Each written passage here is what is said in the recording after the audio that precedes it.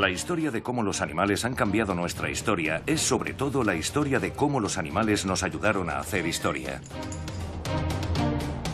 Esta es la historia de los animales que han trabajado con nosotros y para nosotros. Nos han alimentado y vestido, han luchado por nosotros y han sido nuestros amigos. Es la historia de los animales que hemos creado. Lo que los humanos hubieran conseguido si ningún animal hubiera sido domado, domesticado y cuidadosamente criado es incierto. Pero hubiera sido mucho menos de lo que vemos hoy en el mundo.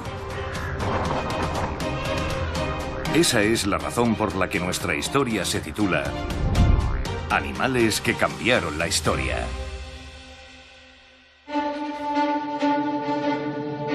Imaginemos un mundo sin pollo asado, sin chuletas de cordero, sin tortillas.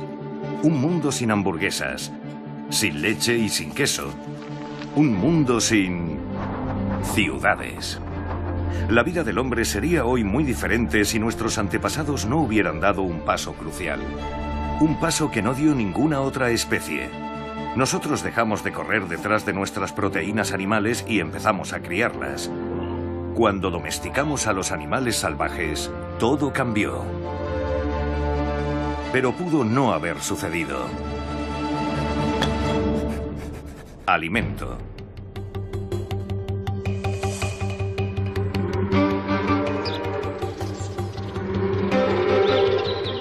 La domesticación de los animales puso en marcha una serie de transformaciones claves para nuestra actual forma de vida.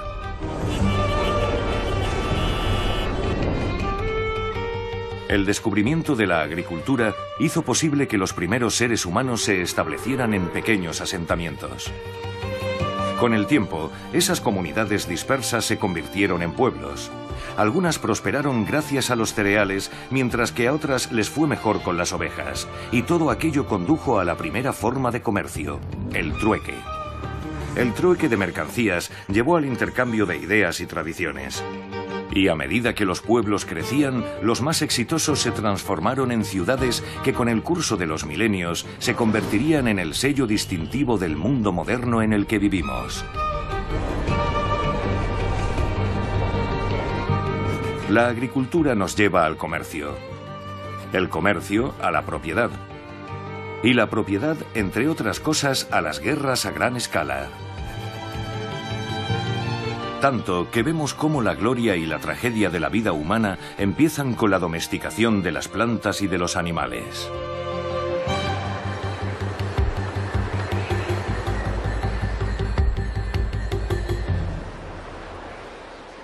Hace 12.000 años, en el creciente fértil, una región que hoy conocemos como el Oriente Medio, la vida del hombre empezó a cambiar. En la escala evolutiva, el cambio fue repentino. De hecho, fue una revolución.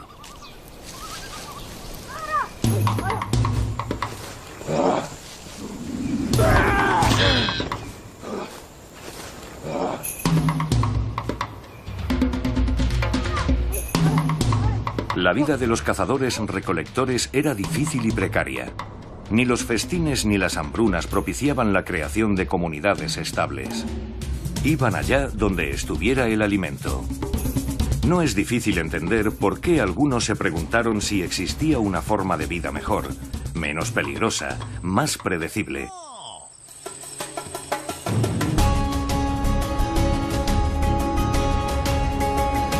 Las evidencias arqueológicas demuestran que hace unos 12.000 años y miles de años después, los primeros humanos empezaron a dejar gradualmente de lado su vida como cazadores-recolectores para convertirse en lo que hoy llamaríamos granjeros. Fue el comienzo de la revolución neolítica. La ventaja de la domesticación de los animales era que podían tener bajo control la fuente de producción de proteínas. Algo del todo imposible cuando dependes por completo de la caza. Actualmente hemos incrementado el número de especies animales que el hombre aprendió a utilizar a través de los siglos.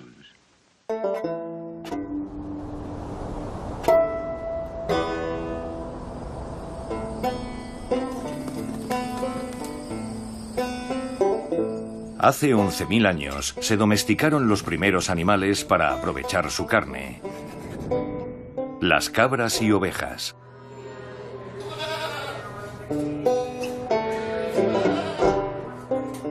La antepasada de la cabra salvaje es la cabra bezoar. Y el origen de la oveja se remonta hasta el muflón. Ambas especies han sobrevivido hasta hoy. Pero ¿por qué entre todos los animales que recorrían el mundo, los primeros humanos empezaron con la oveja y la cabra? Por diversas razones. La oveja es, incluso en estado salvaje, un animal gregario. Así los primeros humanos fundamentalmente nómadas podían viajar con sus animales, podían seguir al rebaño. La mentalidad gregaria implica que la cabra, al igual que la oveja, puede ser manejada fácilmente en rebaños.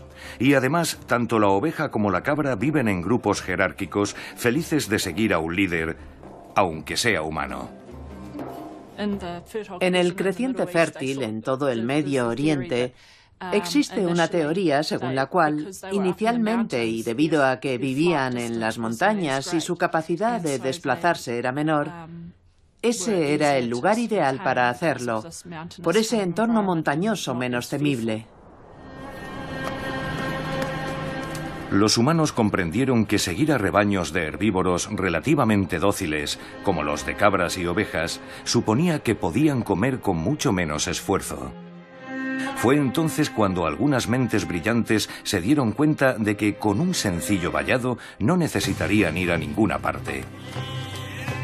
Pero hay otras dos cualidades que convierten a estos animales en el ganado perfecto. La primera es que las hembras alcanzan la madurez sexual a los 6 meses. Y eso significa que antes de que te hayas dado cuenta, tienes un montón de corderos corriendo por el redil. La segunda es que las ovejas y las cabras se alimentan justo de aquello que los seres humanos no pueden comer, de hierba y de vegetación que crece por todas partes en el creciente fértil.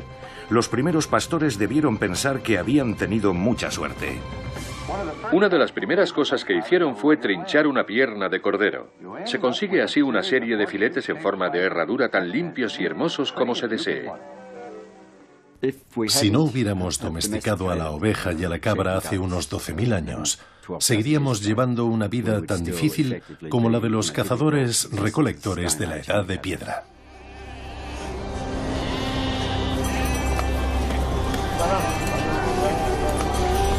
Los primeros pastores observaron que las hembras alimentaban a sus crías con la nutritiva leche que producían, y muy pronto comenzaron a ordeñar a los animales para un consumo propio. Las cabras y las ovejas fueron los primeros animales que domesticaron. Ellas enseñaron a nuestros antepasados que domar a un animal salvaje era posible y dieron a los hombres la oportunidad de establecerse y construir comunidades estables. El paso de la vida nómada al sedentarismo tuvo consecuencias asombrosas para la historia de nuestra especie.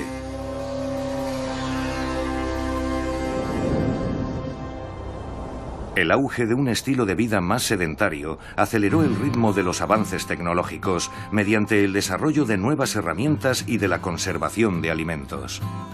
Las nuevas reservas de alimentos permitieron a los granjeros practicar el trueque con los asentamientos cercanos. Igualmente, la reducción de los desplazamientos permitió que las parejas pudieran tener más hijos y sacarlos adelante. Antes de la sedentarización del hombre, la población fluctuaba entre los 5 y los 8 millones. Aproximadamente un milenio después, la población se disparó hasta casi 70 millones.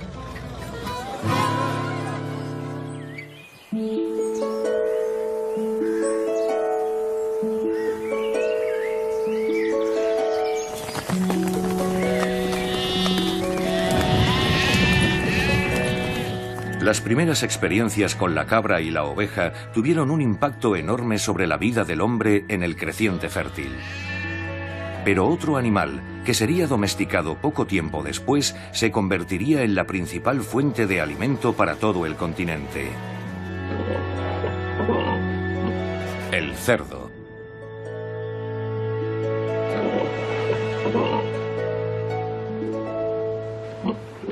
El antepasado del cerdo es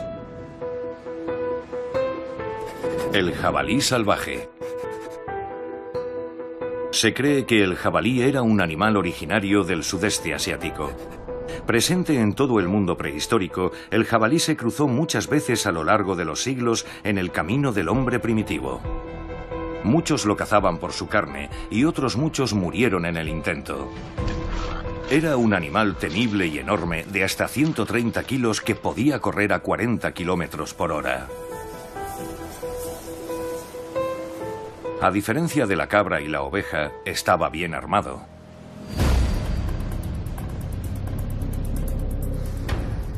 El jabalí tiene unos colmillos afilados y puede ser feroz. El jabalí, con su dura piel y sus afilados colmillos, no era un animal fácil de domesticar. Pero los hombres del Neolítico consiguieron hacerlo. Los estudios de su ADN concluyen que lo lograron en al menos 2 lugares: en Oriente Medio y en China.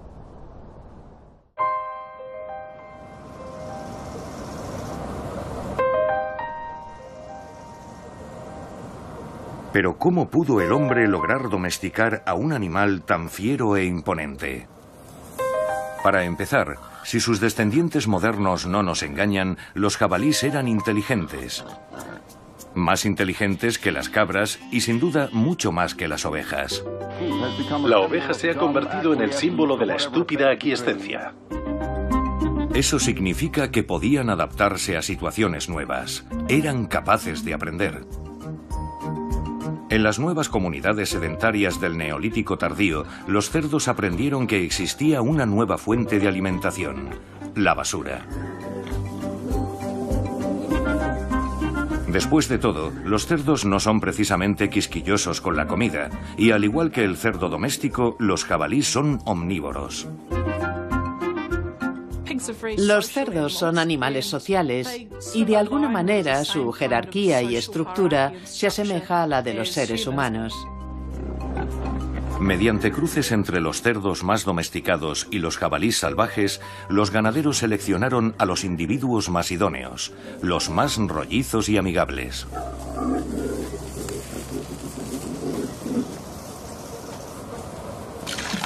Un animal que podía convertir la basura en proteínas era sin duda muy valioso. El cerdo representó un periodo de abundancia para los primeros humanos. Los cerdos disfrutan de su almuerzo, una mezcla de leche y cereales molidos. Más tarde comerán maíz y otra clase de alimentos. Pero el cerdo, al igual que sus antepasados, no podía ser ordeñado. Dudo mucho que resulte fácil quitarle la leche de la cerda a esos pequeños diablos. Estos preciados trozos de bacon pueden parecer inofensivos, pero pueden ser feroces a la hora de comer.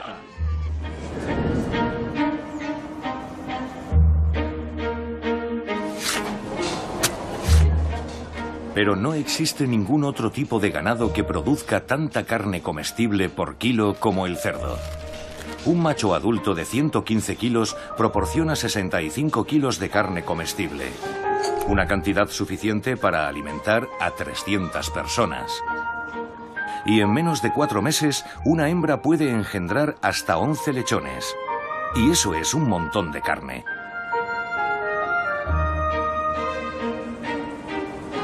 No es de extrañar, por tanto, que el cerdo siga siendo el animal comestible más importante en algunos países.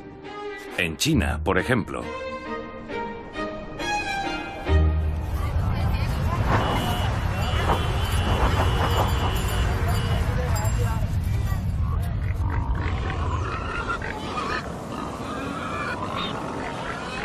La historia de amor de los chinos con el cerdo comenzó hace más de 1000 años. De hecho, su importancia se refleja en el idioma. En chino mandarín, la palabra genérica para carne es rou, exactamente la misma palabra que se utiliza para cerdo. En China, hace ya muchos siglos, tener carne de cerdo en la mesa era un símbolo de riqueza y formaba parte de las ceremonias religiosas desde la antigüedad. En esta factoría de Wuhan se procesa la carne de los cerdos. Aquí son sacrificados con descargas eléctricas y descuartizados con sierras mecánicas. Sus vejigas envuelven las salchichas.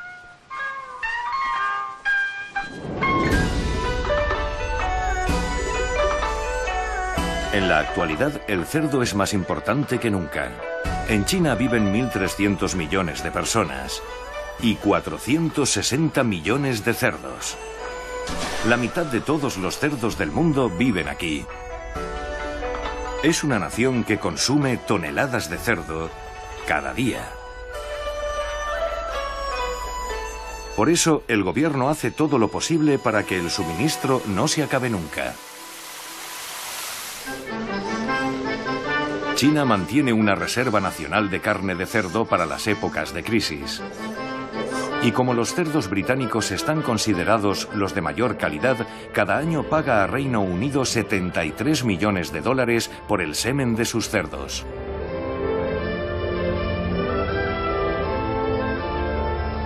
China ha conseguido reducir la pobreza y el hambre durante los últimos 30 años y recientemente ha creado un sistema agropecuario que permite comer lo mejor de lo mejor a su creciente clase media. Y el cerdo se encuentra en el centro de ese milagro. De lechones a puercos. Muy escandalosos, ¿no? Pero a pesar de su popularidad en muchas cocinas nacionales, no a todo el mundo le gusta la carne de cerdo. A todos les encanta su sabor, pero algunos tienen tabús religiosos. Tanto el Islam como el judaísmo prohíben expresamente consumir cerdo. Hay razones de tipo práctico que tal vez evolucionaron hasta convertirse en tabús religiosos y culturales. Su afición por revolcarse en el barro y devorar prácticamente cualquier cosa, incluida la basura y la carroña humana, le hicieron merecedor de su imagen de animal impuro. Con el paso de los siglos, esa aversión alimenticia se transformó en prohibición, una característica de los sistemas de creencias étnicos. Los cerdos son capaces de comer carroña y, por lo tanto, podrían haber consumido animales muertos. Y eso fue lo que dio origen al tabú. No puedes comer cerdo porque podría estar contaminado al devorar animales muertos.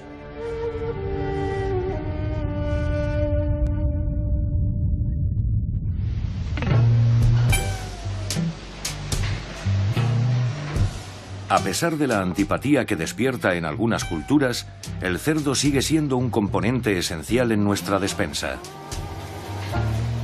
Es, con diferencia, la carne más consumida en el mundo. En 2013 se consumieron casi 110.000 toneladas de cerdo, y esa cantidad sigue aumentando cada año. En cualquiera de sus formas, panceta ahumada, salchichas, chuletas, lomo asado, tocino o costillas. La carne de cerdo seguirá siendo igualmente popular durante las próximas generaciones y posiblemente durante mucho más tiempo.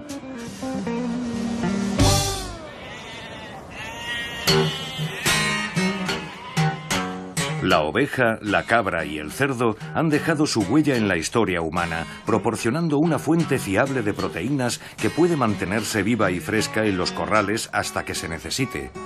Ellos cambiaron los ritmos y hábitos de nuestra vida, convirtieron a los nómadas en granjeros. Ellos fueron los primeros, pero con el paso del tiempo, otro animal tendría un impacto aún mayor que todos ellos. El ganado vacuno.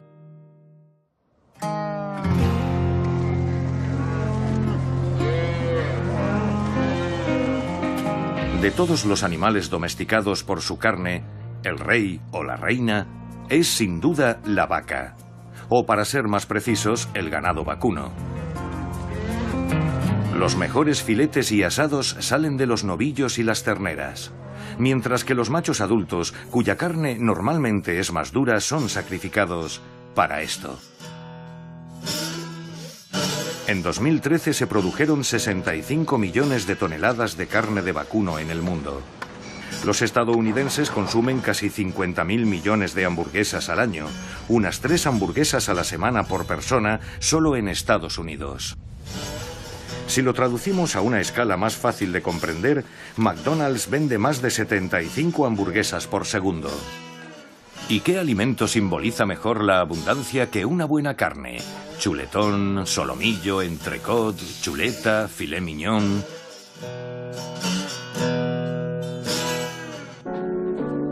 Incluso el apetitoso proceso de asar las hamburguesas es divertido y propicia la amistad. Pero no fue fácil llegar hasta nuestros días. El antepasado salvaje de nuestro ganado vacuno actual es el uro. El uro salvaje se extinguió, pero durante miles de años recorrió las praderas de Europa, Asia y norte de África. Con casi 1,80 m de altura hasta la cruz, 1 metro de largo y cuernos en forma de lira, el uro debió ser una presa formidable para cazar.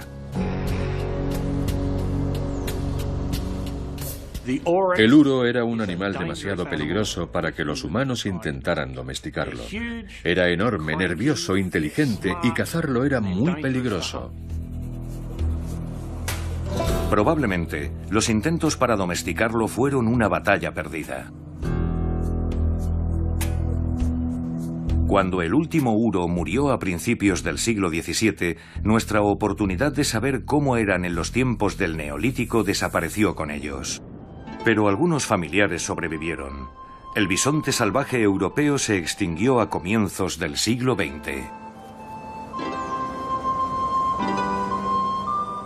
Hoy solo quedan algunos ejemplares vivos en cautividad y en pequeñas manadas reintroducidas en la naturaleza.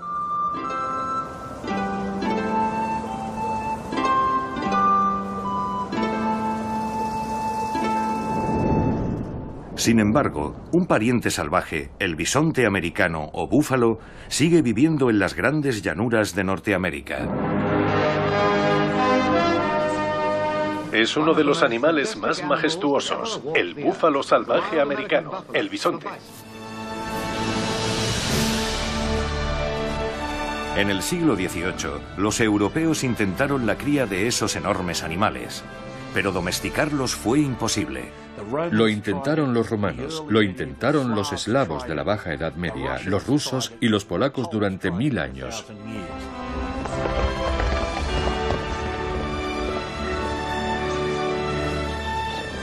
El búfalo moderno nos proporciona una idea de aquello a lo que tuvieron que enfrentarse los primeros hombres cuando intentaron domesticar al uro. Pero al final lo consiguieron. Es posible, como sugieren los modernos estudios de su ADN, que un pequeño grupo de animales fuera el origen de la domesticación del ganado vacuno, en algún lugar de la llanura de Anatolia, en torno al año 6500 a.C.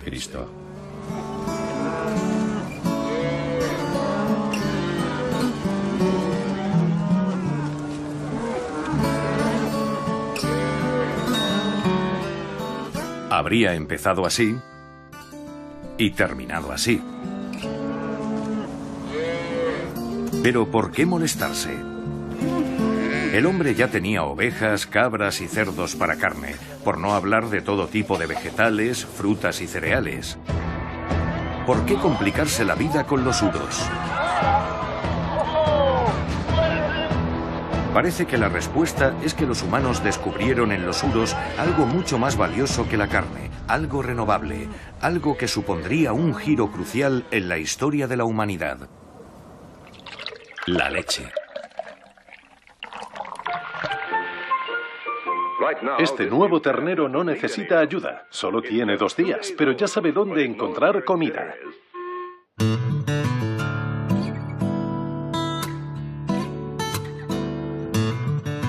En algún momento del Neolítico, el hombre empezó a ordeñar las vacas. Algo sin duda bastante complicado de hacer con un uro a la fuga. La domesticación, por tanto, resultaba esencial. La oveja y la cabra también se ordeñaban, pero no se obtenía la misma cantidad de líquido rico en proteínas que de una vaca. Sin embargo, había un problema. Los humanos no podían consumir fácilmente los productos lácteos animales, les hacían enfermar.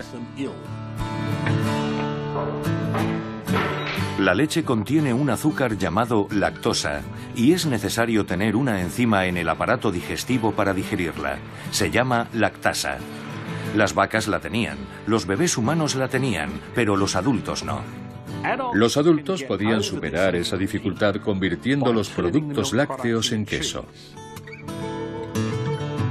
Y con el tiempo, eso fue exactamente lo que hicieron los granjeros. Pero ese no es el final de la historia.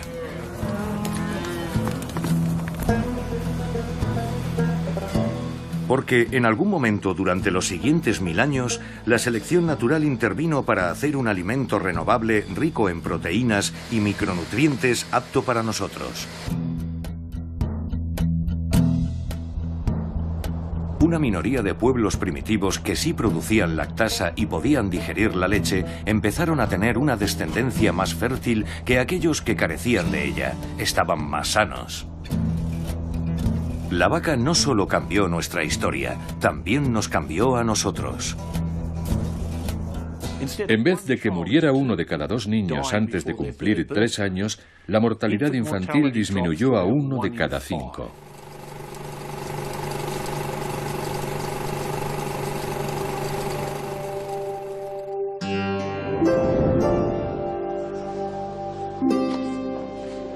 Las antiguas tablillas cuneiformes muestran la importancia que adquirió la leche para los mesopotámicos. Los productos lácteos derivados del ganado vacuno se convirtieron en un rasgo característico de la dieta del antiguo Egipto. El toro era tan importante para los egipcios que hasta la figura del faraón se identificaba con la de ese animal. Los pueblos más fuertes y capaces que salieron del Oriente Medio del Neolítico llevaron sus rebaños y su agricultura con ellos, y con el paso del tiempo llegaron al norte y al oeste hasta extenderse finalmente por toda Europa.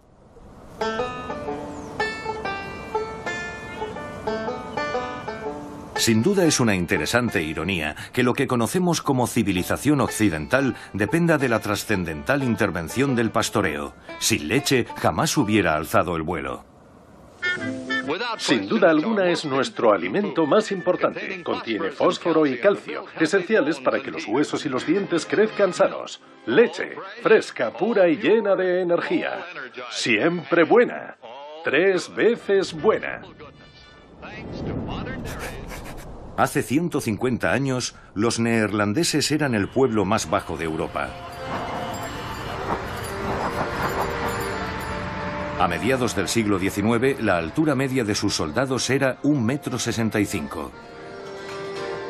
Hoy el hombre medio mide más de 1,80 m, convirtiendo a los neerlandeses en el pueblo más alto del mundo. La explicación de este meteórico ascenso podría encontrarse en la leche. Los neerlandeses cayeron rendidos ante la leche como bebida en una época en la que resultaba difícil encontrar agua potable.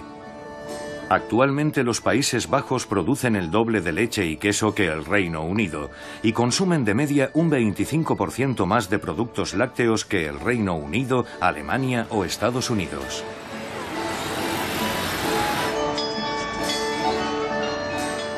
Algunos científicos creen que su afición a la leche, rica en proteínas, calcio, vitaminas B y en una hormona del crecimiento, ha contribuido a su extraordinaria altura.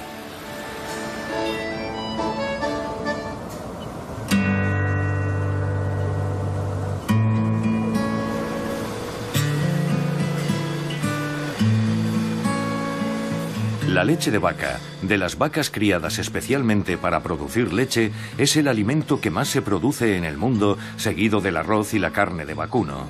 En 2013 se produjeron más de 700 millones de toneladas de leche.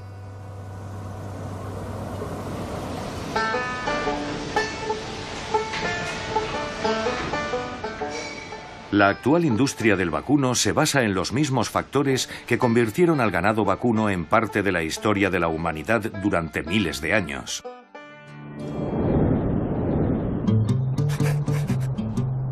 Pero en Estados Unidos, la explosión de la producción de carne de vacuno en el siglo XIX fue el resultado imprevisto, específico y total de una guerra sangrienta.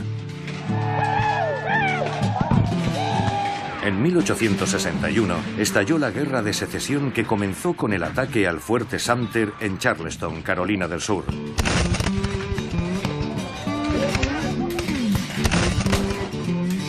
La guerra se prolongó, pero los rebaños de vacas no desaparecieron. Al contrario, hicieron lo mismo que habían hecho sus antepasados salvajes, se multiplicaron. Entre 1866 y 1886, tras el fin de la Guerra de Secesión, 20 millones de cabezas de ganado vacuno se llevaron de Texas a las terminales ferroviarias de Kansas para criarlas y alimentar a la creciente población de los estados del este.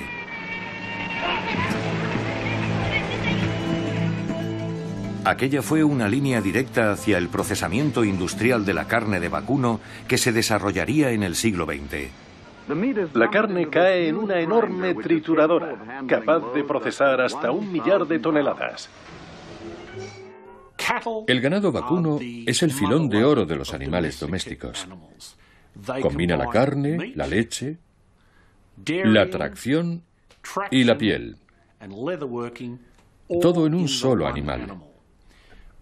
Todos los demás animales domésticos poseen alguna característica valiosa, pero la vaca las combina todas en un solo animal de 4 patas. Ahora la carne de vacuno está por todas partes, desde la hamburguesa al filet mignon. Es tanto un signo de abundancia y de paladar refinado como una comida rápida rica en proteínas. Estofado de carne en Irlanda, goulash en Hungría, carne de vaca en conserva en el ultramarinos. Las jugosas hamburguesas a la parrilla con el toque preciso del carbón se han convertido en una tradición americana.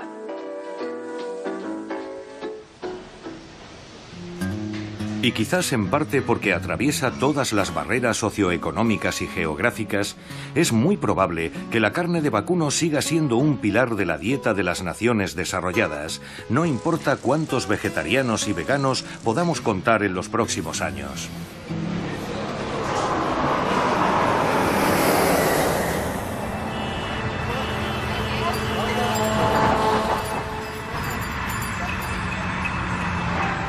Durante un siglo la carne de vacuno es la reina indiscutible, pero la alarma por la relación entre la carne roja y las enfermedades coronarias, junto con un precio ascendente, lleva a los estadounidenses hacia otro lugar.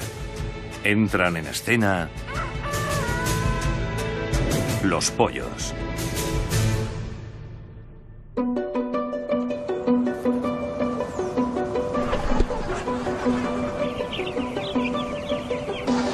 Cada estadounidense consume una media de 27 kilos de pollo al año. Pero no siempre fue así. El pollo tuvo que hacer un largo camino antes de alcanzar la gloria.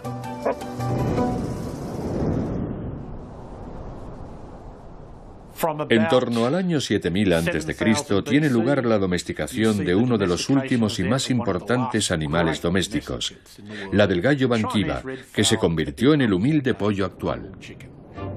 El gallo silvestre.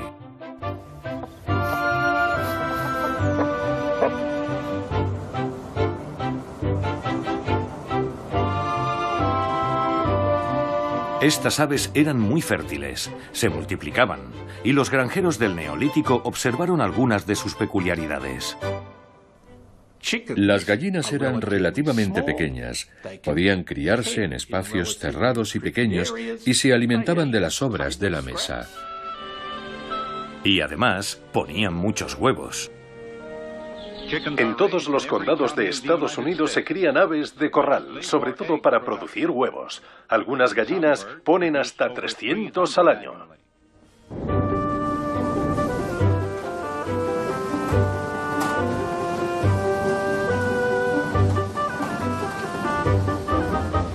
Las gallinas eran diferentes porque ponen huevos sin fertilizar a montones.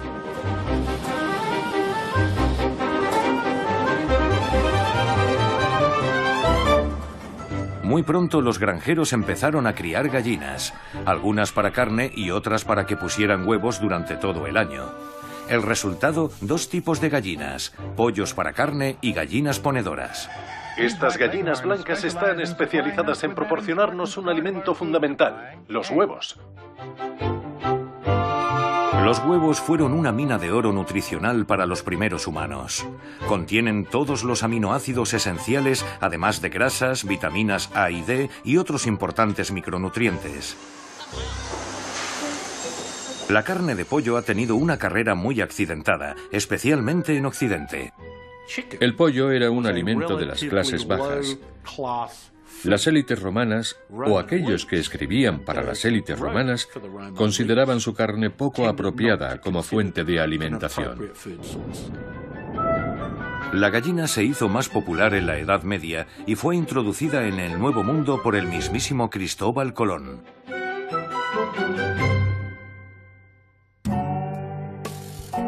En los siglos XVII y XVIII era ilegal que los esclavos africanos tuvieran sus propios cerdos o vacas, pero las gallinas eran tan insignificantes que a nadie le importaba.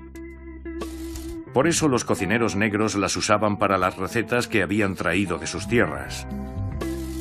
Y una sedujo a sus amos blancos: el pollo frito.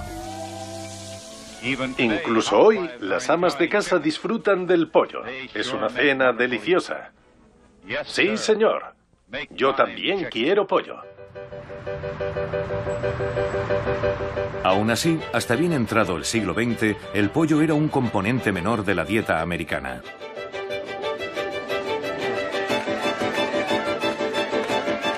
Hasta que en 1923, la señora Cecil Steele crió 500 pollos para asar en su granja de Delaware. 3 años después, tenía 10.000 aves. El pollo se había puesto de moda.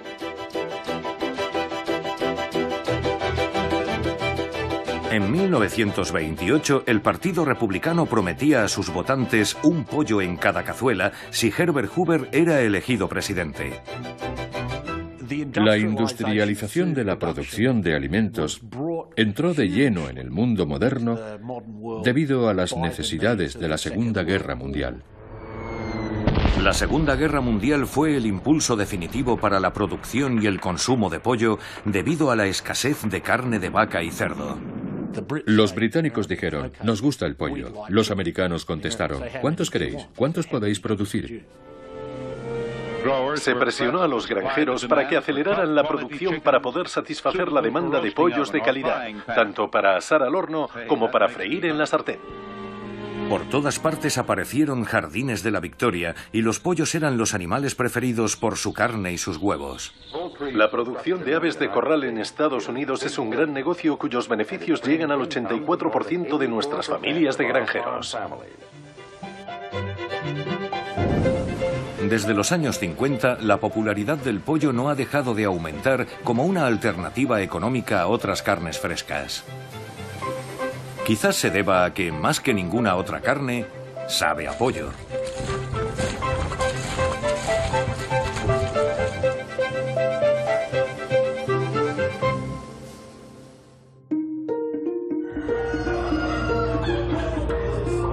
Hoy el futuro del pollo es prometedor.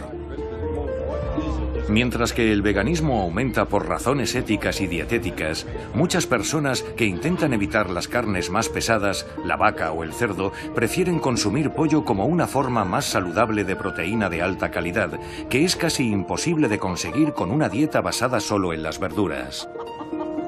Y con el auge de los movimientos a favor de la comida orgánica y local en todo Occidente, los consumidores empiezan a exigir aves de campo libres de hormonas y criadas en condiciones dignas. Todo lo cual sugiere que tal vez, en no mucho tiempo, puede que haya efectivamente un pollo en cada cazuela.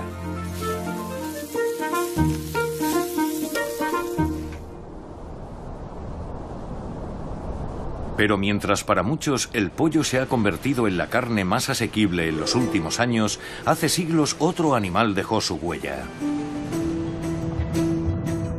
Esto es un Gadus morua o bacalao del Atlántico, para abreviar, bacalao.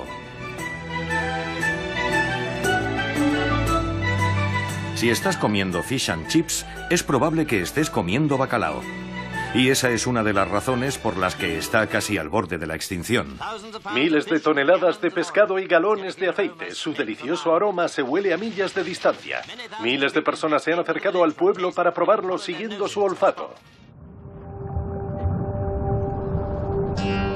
Y no son solo los fish and chips. Hay muchos platos que se hacen con bacalao seco. Es un producto muy popular en muchas culturas mediterráneas.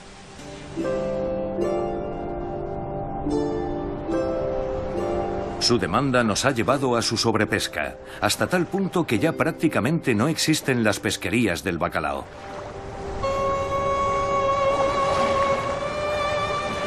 Pero hubo un tiempo en el que el bacalao era el rey. En una era sin refrigeración, conservar los alimentos e impedir su deterioro era un auténtico reto. Por aquel entonces, solo podías alejarte 6 o 7 días. Por lo tanto, tus bancos de pesca no podían estar muy lejos. Eso significaba que tenías que pescar cerca de la costa y muy rápido. Hasta que los vascos del medievo, en el norte de España, descubrieron la forma de viajar a un lugar lejano donde abundaba el sabroso y nutritivo bacalao, y de regresar a Europa con sus bodegas llenas de pescado. Peces que habían sido salados y secados de forma que no se estropearan en mucho tiempo. Ya en casa, lo único que tenías que hacer era remojar el pescado y quitarle casi toda la sal. Y tenías un pescado delicioso, mejor aún que el bacalao fresco, porque la sal actuaba como salmuera. Los vascos proveían a Europa de un alimento barato y muy nutritivo, una fuente excelente de proteínas para los pobres, quienes de lo contrario no habrían tenido acceso al pescado. Fue una auténtica revolución alimentaria que permitió el éxito que alcanzó Europa en los siglos XIX y XX.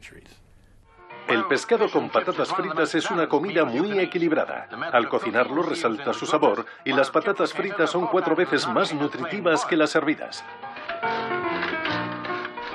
El gran éxito de los pescadores vascos en los siglos XIV y XV fue descubrir aquellos importantes bancos y mantener su conocimiento en secreto, solo para ellos, durante todo un siglo.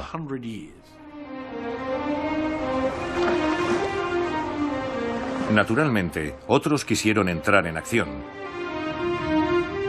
Pero hasta finales del siglo XV no se descubrió el secreto. Cuando Jacques Cartier llegó a Canadá en 1534, descubrió algo muy interesante: una flota de 1000 barcos pesqueros vascos. El secreto se había descubierto, y con Francia e Inglaterra reclamando la posesión de los bancos de pesca del Atlántico Norte, el monopolio vasco llegó a su fin. A mediados del siglo XVI, más de la mitad del pescado que se consumía en Europa era bacalao. Era una mercancía muy importante y fue una de las claves del crecimiento económico de las colonias de Norteamérica. Las flotas bacaladeras sacaban cientos de toneladas de bacalao debido a la naturaleza de los bancos de ese pez. Nunca se saca solo uno, se pescan por millares. En la Columbia Británica han recogido la mayor captura de la historia. Los marineros solo tienen que lanzar las redes por la borda y la pesca está asegurada. El advenimiento de la pesca masiva comercial dio lugar a enormes fortunas y creó grandes imperios mercantiles. El puerto pesquero de Fulton, del que solo estamos viendo un muelle, es el mayor mercado de pescado del mundo. Cada año llegan aquí 500 millones de toneladas de marisco, de más de 100 variedades diferentes. Pero a finales del siglo XX, los peces no son las únicas víctimas. La sobrepesca ha hecho tambalearse y caer esos imperios. Muchas economías se han visto amenazadas, al igual que el suministro global de alimentos. Hoy el bacalao casi ha desaparecido, pero el marisco aún podría tener la oportunidad de cambiar la historia de nuevo. La producción mundial de alimentos nunca ha sido tan abundante como hoy gracias a los avances tecnológicos. Pero incluso así, tal vez no sea suficiente para alimentar a la población humana del planeta en un futuro próximo. Naciones Unidas calcula que la población mundial podría alcanzar los 9.000 millones de habitantes en 2050, desde los 7.200 millones de 2013. Esas son muchas bocas a las que alimentar.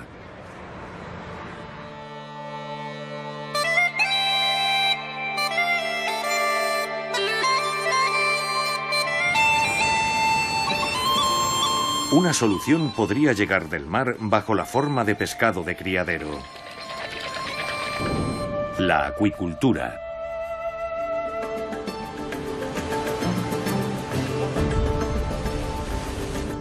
Durante los últimos 20 años, la acuicultura y el cultivo del marisco han aumentado de forma espectacular, impulsados por la demanda de la creciente población asiática. De hecho, actualmente es la forma más rápida de producir alimentos de todo el sistema de producción. Más de la mitad del pescado que compramos es cultivado.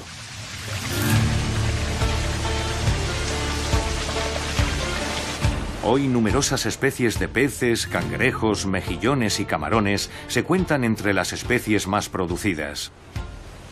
En China, la acuicultura proporciona tanto alimento como las aves de corral. Algunos afirman que el resto del mundo habrá seguido su ejemplo en 2050. La razón, el cultivo del marisco es una forma muy eficiente y sostenible de producir alimentos ricos en proteínas. Se necesita 15 veces más alimento para producir 1 kilo de carne de vaca que para producir, por ejemplo, la misma cantidad de carpa. Igualmente, la cría y procesado del ganado es la causa de casi el 15% de las emisiones de gas de efecto invernadero. A pesar de todo ello, en su forma actual, la acuicultura tiene sus críticos. La forma de realizar el proceso plantea algunos problemas, sobre todo en Asia, el primer productor del mundo con diferencia. Cuando reúnes grandes grupos de animales, en este caso peces, en espacios reducidos, da igual con qué los alimentes, porque aparecerán enfermedades que se extenderán por todo el banco, y esas enfermedades solo pueden combatirse con el uso de grandes cantidades de antibióticos. Y eso es una pésima idea, porque lo que en realidad estás haciendo es producir un alimento que nos hará resistentes a la penicilina a nosotros como consumidores.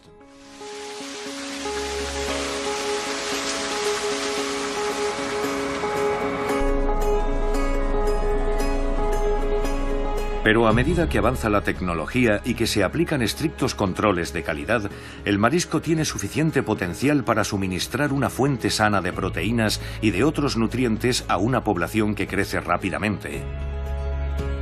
Y cuando lo haga, no solo cambiará nuestra historia, sino también nuestro futuro.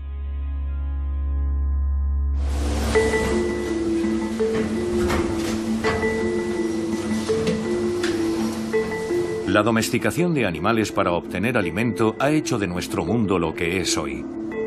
Imaginemos una economía de la alimentación basada aún en la caza más que en el cultivo.